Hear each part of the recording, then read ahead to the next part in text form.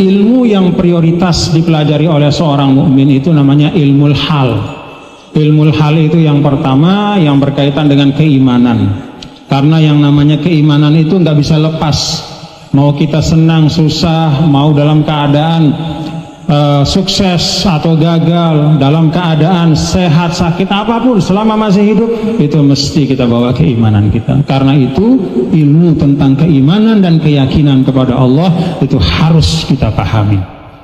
Qul huwallahu ahad, kita mengerti makna dari iman kepada qada dan qadar, kita pahami. Jadi segala hal yang terkait dengan rukun iman itu adalah ilmu hal yang harus ada. Yang kedua, ilmu hal itu adalah ilmu tentang segala sesuatu yang terkait dengan syariat yang harus kita lakukan. Contohnya, ya, syariat yang harus kita lakukan setiap saat. Nah, ya, setiap saat. Itu kalau seorang yang sudah akil balik, sholat 5 waktu. Karena itu ilmu tentang sholat 5 waktu itu wajib harus dipahami. Karena itu termasuk ilmu hal. Termasuk juga yang tidak lepas dari keseharian kita adalah ilmu anit toharoh, ilmu tentang bersuci.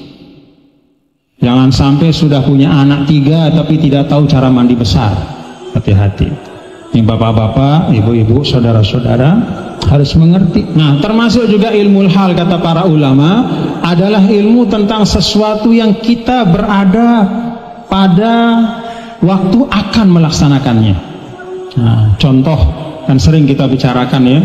Misalnya ilmu tentang berzakat bagi orang yang sudah wajib zakat, masuk kategori muzaki, maka harus tahu.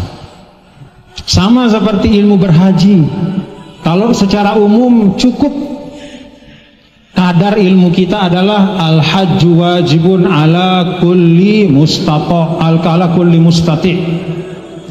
Haji itu wajib bagi yang mampu, udah itu.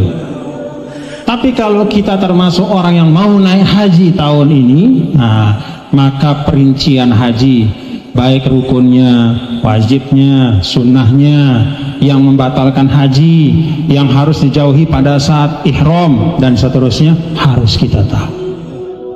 Paham ya saudara-saudara ya?